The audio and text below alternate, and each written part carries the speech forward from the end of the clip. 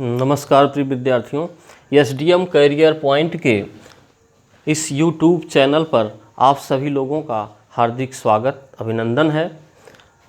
जैसा कि आप सभी लोग जानते हैं कि इस समय हिंदी व्याकरण की यह 5वीं क्लास है,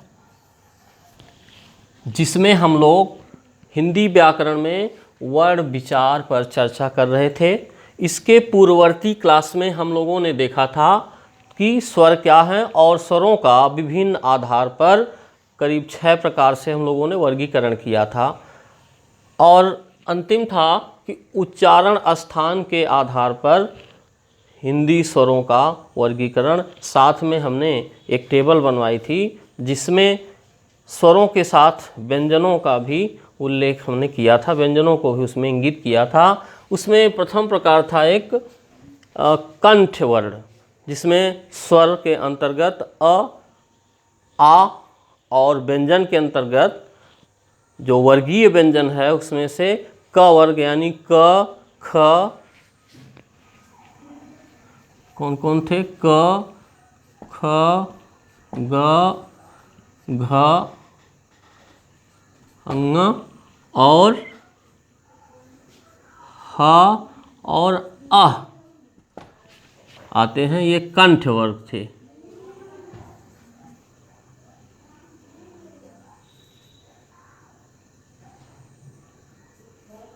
कंठ वर्ण थे।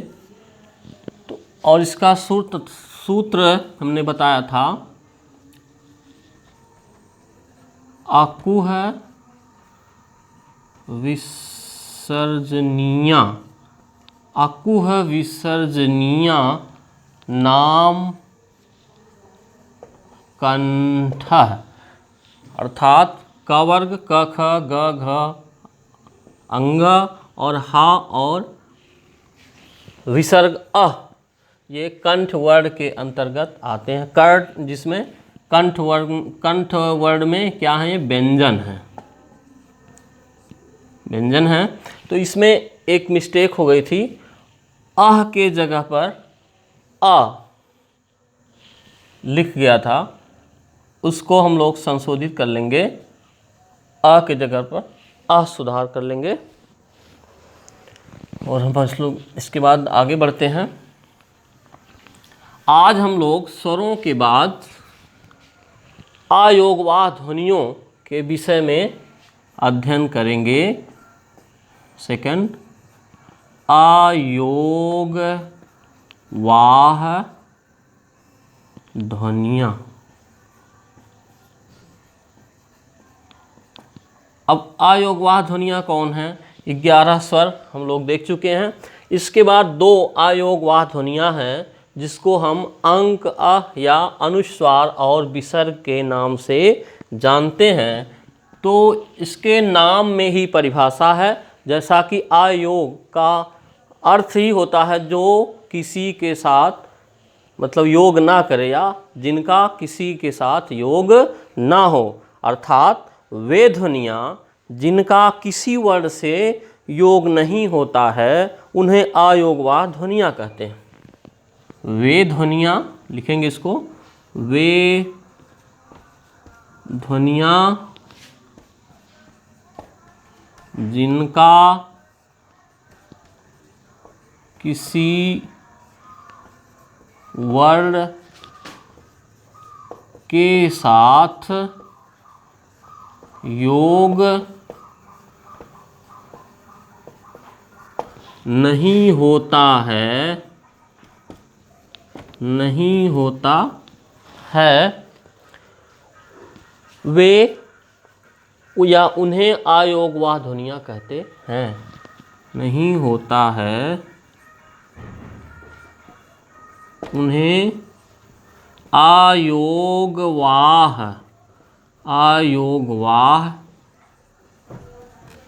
ध्वनियाँ या वर्ण कहते हैं। ये निम्न 2 हैं, निम्न 2 हैं। कौन कौन है? अंक जिसको हम अनुस्वार कहते हैं, अनुस्वार, और दूसरा है आह,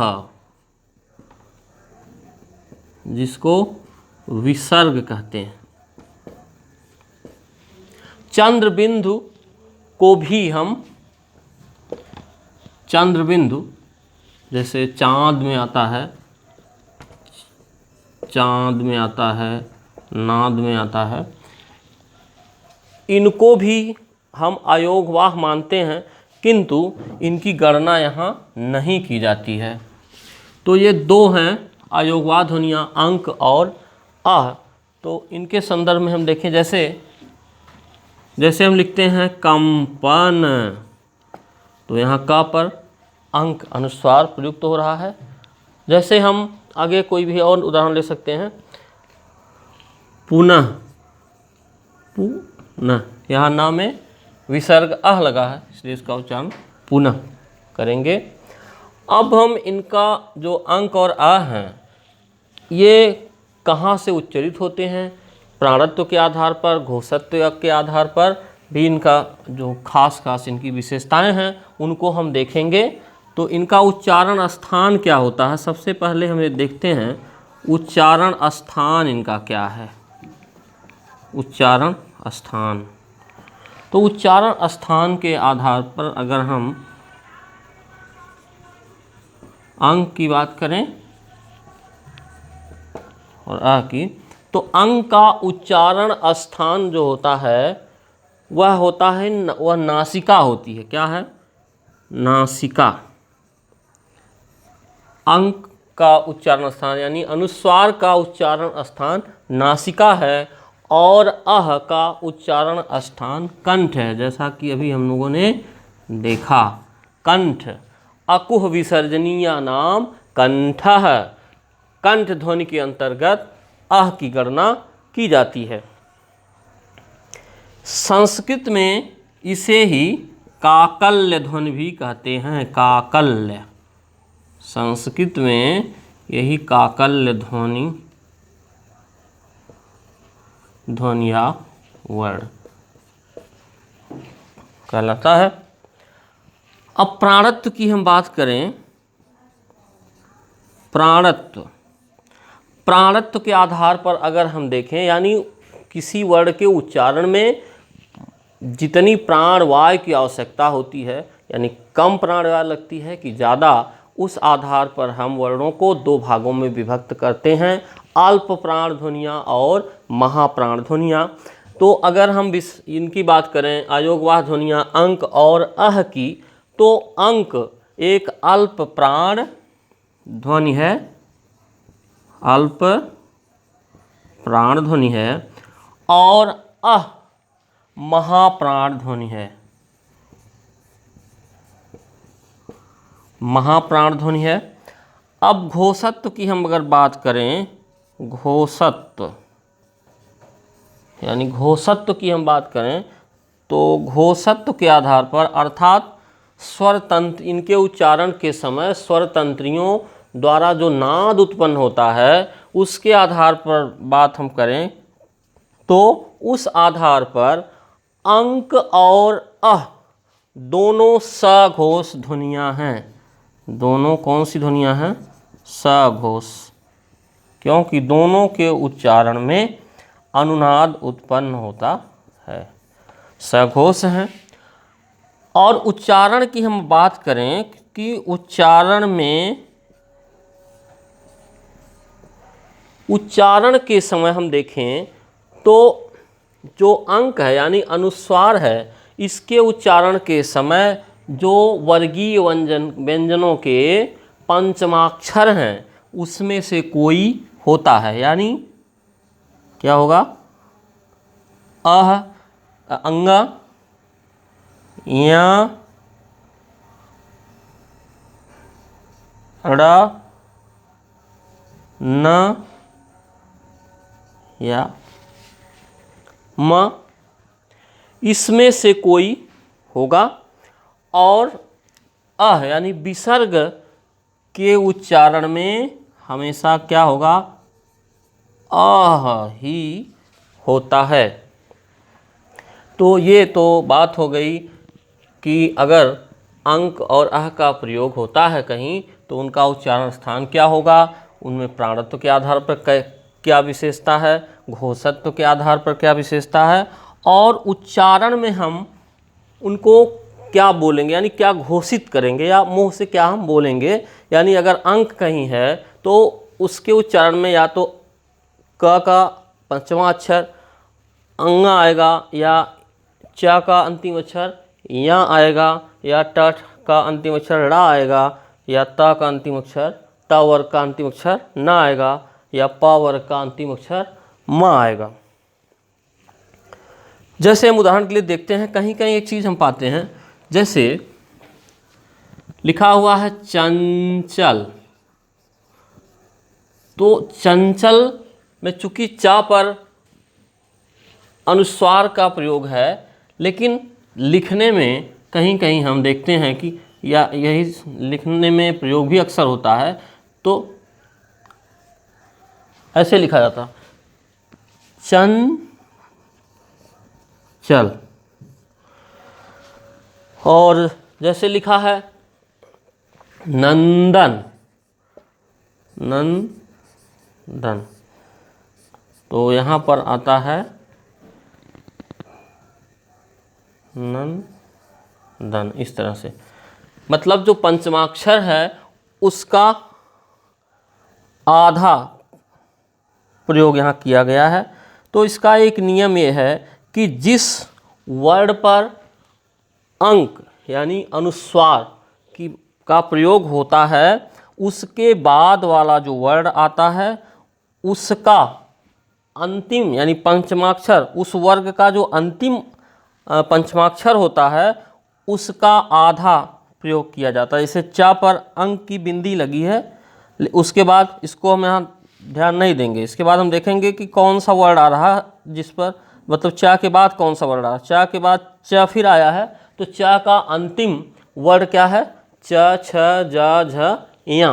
तो चा का पंचमाक्षर क्या होता है, या होता है। इसलिए यहाँ पर जो बिंदी लगी है अंक की, उसको हटाकर चा वर्ग का जो अंतिम पंचमाक्षर है उसका आधा प्रयोग करेंगे, चंचल। यहाँ का आधा प्रयोग करेंगे, चंचल हो जाएगा। जैसे ऐसे ही नंदन है, तो हम ना पे चूंकि अंक की बिंदी लगी है, अंक की मात्रा लगी है, तो इसको ध्यान न देकर हम देखेंगे कि इसके बाद वाली जो ध्वनि आ रही है द है, तो द का जो अंतिम यानी पंचमाक्षर होगा उस वर्ग का, यानी त थ द ध न, यानी द वर्गीय व्यंजन जो है उसका अंतिम अक्षर क्या होता है, न होता है। इसलिए यहाँ पर आधा न का प्रयोग होगा, यानी अंक जो अनुस्वार है उसकी जगह पे आधा न का प्रयोग होगा, यानी यहाँ पर नंदन लिखेंगे।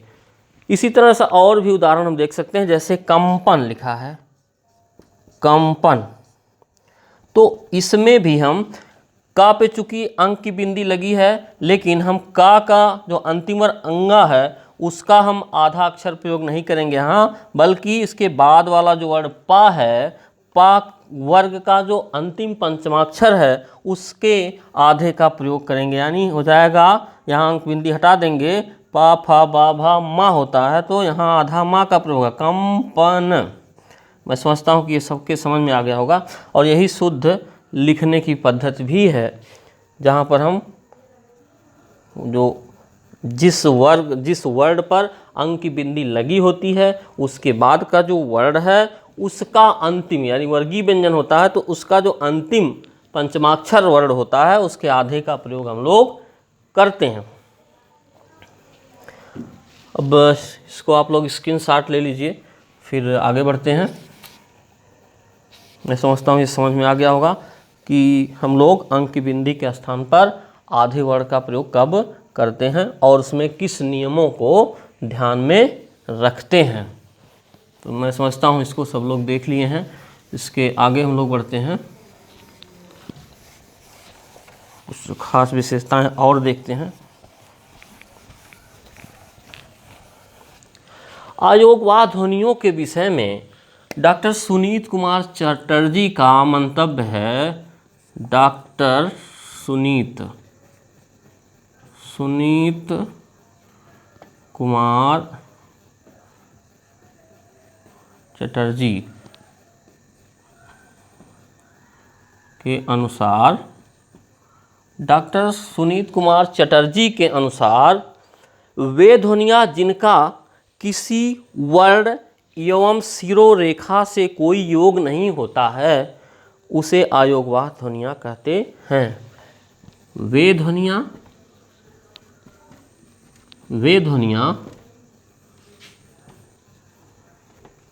जिनका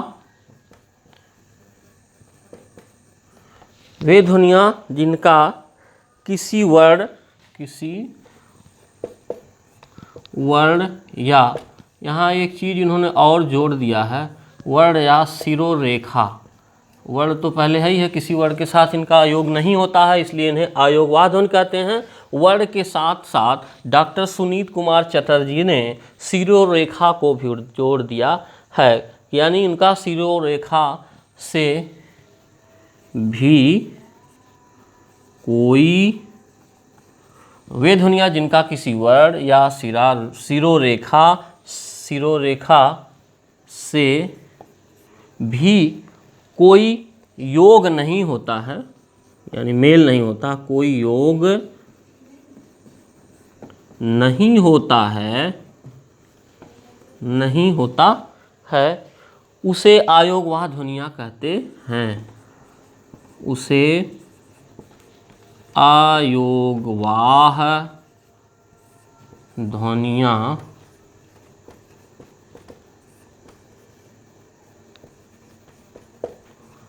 कहते हैं। अच्छा, एक विशेष तथ्य है कि अयोगवाह ध्वनियाँ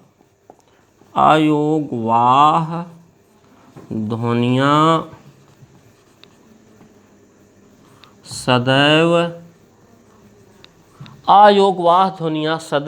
स्वरों के बाद आती हैं। सदैव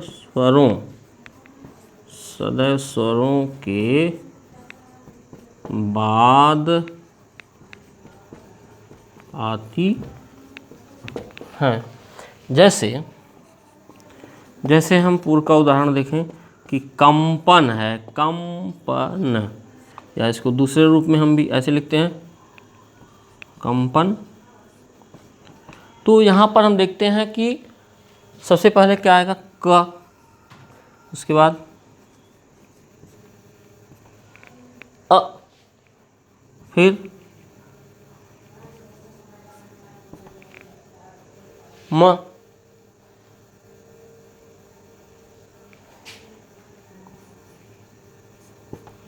फिर प, फिर अ, फिर न। क्योंकि आप जानते हैं कि हर व्यंजन पूर्ण तभी है जब उसके साथ अ ध्वनि लगी हो, अदरवाइज ओ क्या होता है, हल चिन्ह उसके नीचे लगाया जाता है, और हल चिन्ह तब हट जाता है जब उसके साथ अ जुड़ जाता है। इस प्रकार कंपन में क के साथ अ, तब जाके हमारा यहाँ पे म आधा चिन्ह आया है, जो कि विसर्ग को व्यक्त करता है, यानी कंपन। इस प्रकार हम देख रहे हैं कि यहाँ भी स्वरों के बाद ही अयोगवाह ध्वनि यानी ये जो अनुस्वार है उसका प्रयोग किया गया है। और एक महत्वपूर्ण तथ्य यह है कि अयोगवाह ध्वनियाँ अयोगवाह ध्वनियों का प्रयोग अयोगवाह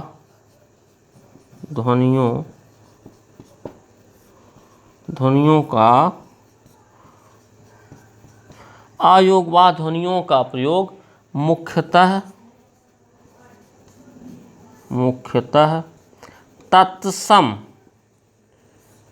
तत्सम शब्दों में होता है,